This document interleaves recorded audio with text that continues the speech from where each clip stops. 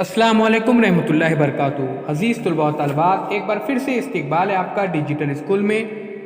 आज हम जमात पाँचवीं मज़मून माहौल का मुताला हिस्सा दुव्वम सबक नंबर 8 मुस्तकिल ज़िंदगी की इब्तिदा इसका मुताला करने जा रहे हैं। अज़ीज़ तलबा व तालिबात, अभी तक डिजिटल स्कूल की तरफ से 1300 से ज़ायद वीडियोज़ अपलोड किए गए हैं जो पहली जमात से लेकर 10वीं जमात तक तमाम मज़ामीन पर मुश्तमिल है।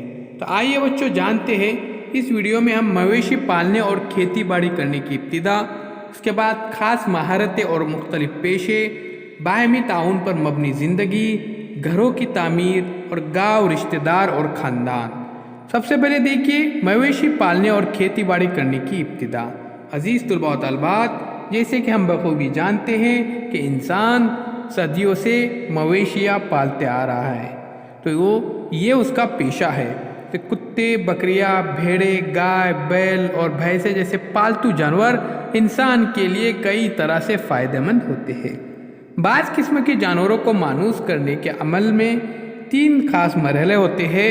तो अज़ीज़ तलबा व तालिबात, ये 3 मरहले यहाँ पर हम देखेंगे। अब देखिए, सबसे नंबर 1, जंगली जानवरों को पकड़कर काबू में कर लेना। नंबर 2, उन जानवरों को इंसान के साथ रहने का आदी बनाना। और नंबर 3, इनसे दूध, दही और मक्खन जैसी चीज़ें हासिल करना और इनसे मेहनत और मुशक्क़त के काम करवाना। जैसे कि हम जानते हैं कि हमको दूध ये गाय से, भैंस से हासिल होता है, बकरियों से हासिल होता है। उसके अलावा बकरियों से गोश्त भी हासिल होता है। साथ ही साथ प्यारे बच्चों, बैल वगैरह मेहनत और मुशक्क़त के काम करते हैं। जब इंसान इन मराहल में से तीसरे मरहले से गुजरता है, यानी तीसरी मंजिल को पा लेता है, तो उसे मवेशी पालना कहते हैं। यानी इनसे दूध, दही और मक्खन जैसी चीज़ें हासिल करना और इनसे मेहनत और मुशक्क़त के काम करवाना, तब ये किस में शुमार होता है अज़ीज़ तलबा व तालिबात? मवेशी पालने में। तो आइए बच्चों, हम मज़ीद मालूमात हासिल करते हैं। इंसान ने पत्थर के वस्ता ज़माने में कुत्ते को मानूस कर लिया था। कुत्ता पहला जानदार है जो मानूस कर लिया गया था। शिकार करते वक्त इंसान कुत्ते की मदद लेता था और अक्सर कुत्ते की वजह से इंसान को शिकार में आसानी पैदा होती थी। कुत्ते के बाद बकरियों और भेड़ों को मानूस कर लिया गया था। उसके बाद इनको इंसान ने अपने साथ में रखना शुरू कर दिया। तो आइए बच्चों देखते हैं अभी खेती बाड़ी। मुल्क इसराइल और इराक में तकरीबन 11,000 साल पहले की खेती बाड़ी के सबूत दस्तयाब हुए हैं। खेती बाड़ी करने की इब्तिदा का सहरा तो नोकदार लकड़ी की मदद से औरतें बीज बोने का काम करती होंगी, ऐसा ख्याल किया गया है। तो आज भी कुछ आदिवासी जमात की औरतें इसी तरीके के मुताबिक बुआई करती हैं। तो बुआई करने के लिए इस्तेमाल की जाने वाली नोकदार लकड़ी को ज़रूरत के मुताबिक वज़न लगाकर ज़मीन को गहराई तक खोदना मुमकिन होता है, जैसे कि प्यारे बच्चों तस्वीर में यहाँ पर बताया गया है।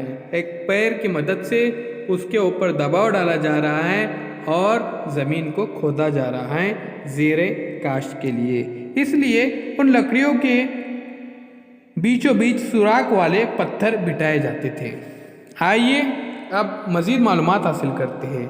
जैसे कि हमने पिछले सबक में देखा था कि खेती के काम करने की वजह से लोगों को साल के लंबे अरसे तक एक ही मकाम पर रहना पड़ता था।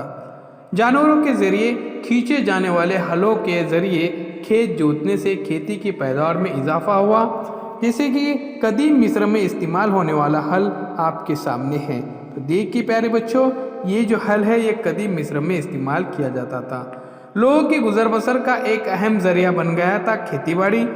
अब खेती की पैदावार में इजाफा के लिए लोग कुदरती ताकतों और देवी देवताओं को पूजा करने लगे थे। खेती के काम, पानी की तकसीम और गांव की हिफाजत जैसी इंतहाई ज़रूरी बातों के इंतज़ाम की वजह से खेती को फौकियत देने वाला समाजी निज़ाम वजूद में आया। और इसी निज़ाम की वजह से प्यारे बच्चों इंसान मुस्तकिल तौर पर एक ही जगह पर क़याम पजीर करने लगा। आइए अब हम देखते हैं ख़ास महारतें और मुख्तलिफ शोबे के बारे में। तो चलिए सबसे पहले डिजिटल स्कूल इस चैनल को सब्सक्राइब करते हैं, साथ ही साथ बेल आइकॉन के बटन को भी प्रेस करते हैं ताकि नए नए तालीमी वीडियो सबसे पहले आप देख सकें। तो खेती बाड़ी की इब्तिदा होने से पहले के ज़माने में शिकार, फल, कंद और जड़ें जमा करके जो ग़िज़ा हासिल की जाती थी, اسے لمبے عرصے تک ذخیرہ کر کے رکھنا ممکن نہیں تھا۔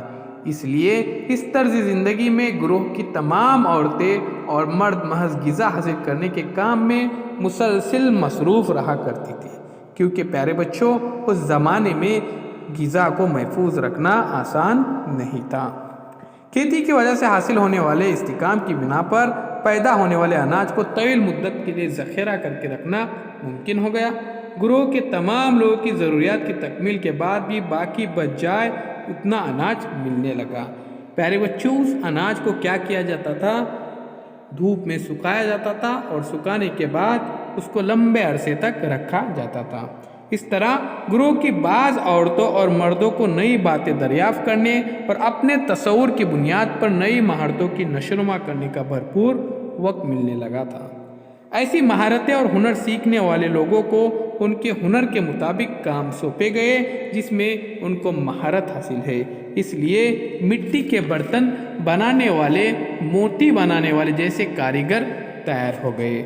اس طرح سے پیارے بچوں آہستہ آہستہ نئے نئے پیشے سے انسان وابستہ ہونے لگا۔ مانا جاتا ہے کہ پتھر کے جدید زمانے میں مٹی کے برتن اور مٹی کی چیزیں گھریلو عورتوں نے اپنے ہاتھوں سے بنائی تھی۔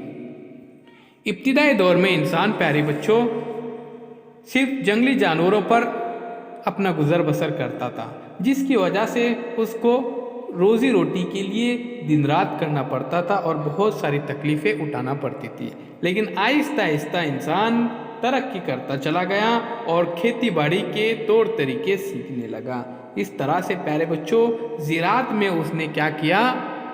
نئے نئے طریقے اپنانا شروع کیا، ایجاد کرنا شروع کیا، اور پھر انسان مستقل ایک ہی جگہ پر آباد ہونے لگا، جس کی وجہ سے بہت سارے مسائل انسان کے دور ہوتے چلے گئے۔ تو یہ تھا پہلا حصہ۔ دوسرے حصے میں ہم معلومات حاصل کریں گے باہمی تعاون پر مبنی زندگی، گھروں کی تعمیر، گاؤں، رشتہ دار اور خاندان کے بارے میں۔ امید کرتا ہوں یہ ویڈیو آپ کو پسند آیا ہوگا، تو جڑے رہیے ڈیجیٹل اسکول کے ساتھ۔ پھر ہم ملیں گے ایک نئی ویڈیو کے ساتھ، ایک نئی پیشکش کے ساتھ۔ عزیز طلباء و طالبات، ڈیجیٹل اسکول اس اینڈرائڈ ایپ کو آپ ضرور ڈاؤن لوڈ کیجیے، یہ بالکل فری ہے۔ اس میں تمام مضامین کے ویڈیوز اپلوڈ کیے گئے ہیں۔